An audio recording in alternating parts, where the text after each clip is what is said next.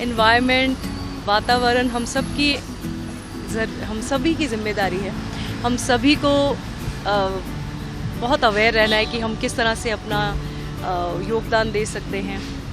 छोटी छोटी चीज़ें जैसे कि घर में आप कचरा अलग अलग रखें, प्लास्टिक अलग रखें और लकड़ी का सामान या कार्डबोर्ड्स अलग रखें। कि सभी के घर में पार्सल्स आते हैं, उनको अलग रखें। तो वो छोटी छोटी चीज़ों करने से अपनी प्लास्टिक की बोतल ना कैरी करें, एक स्टील या ऐसी बोतल कैरी करें जो आप बार बार यूज़ कर सकते हैं। छोटी छोटी चीज़ों से बहुत फ़र्क पड़ता है।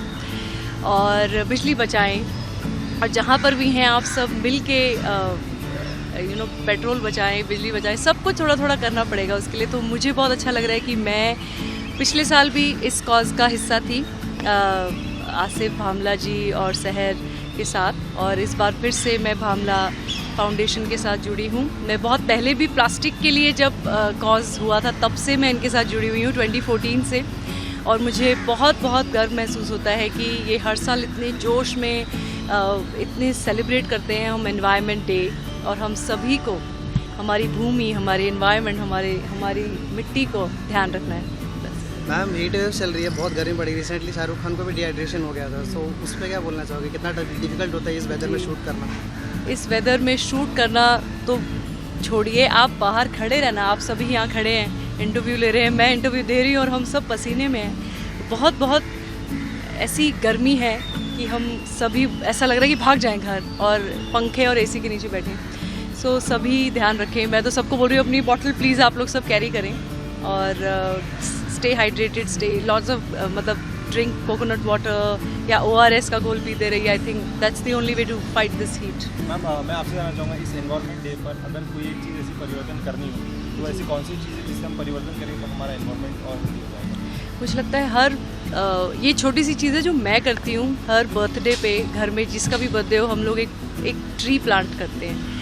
और मुझे ऐसा लगता है कि अगर हम सब ऐसा करें तो हम जब हम छोड़ के जाएंगे ये धरती, हम सब ने कि जितने भी साल जिए उतने ट्री प्लांट कर दिए। I think that will be something that you leave behind. ये गाना है प्रसन्न जोशी जी ने लिखा है, भूमि नमस्कार। और ये फ्रेज़ जो है हम चाहते हैं कि और पॉपुलर हो, क्योंकि जो भी हम करें हमारी भूमि, धरती, हमारी जो मिट्टी है उसे मद्देनज़र रखते हुए, यानी पर्यावरण को मद्देनज़र रखते हुए। और जब भी हम भूमि नमस्कार करें तो यही सोच कर करें कि जो भी प्रदूषण हुआ या फिर ग्लोबल वार्मिंग की तरफ जो भी चीज़ें हो रही हैं, हम अपनी तरफ से जो भी योगदान दे सकें वो दें। और जब भी हम ऐसा काम करें उसी का नाम हुआ भूमि नमस्कार। सर, हीट वेव्स बहुत चल रही है, बहुत ज़्यादा गर्मी, इतनी गर्मी में शूट करना कितना टफ हो जाता है और कैसे टैकल करते हो आप इस चीज़ को? नहीं, वैसे तो मैं यही सोचता हूँ कि हमारे मुंबई में फिर भी इतनी गर्मी नहीं है जितनी कि दूसरे शहरों में हो रही है अभी।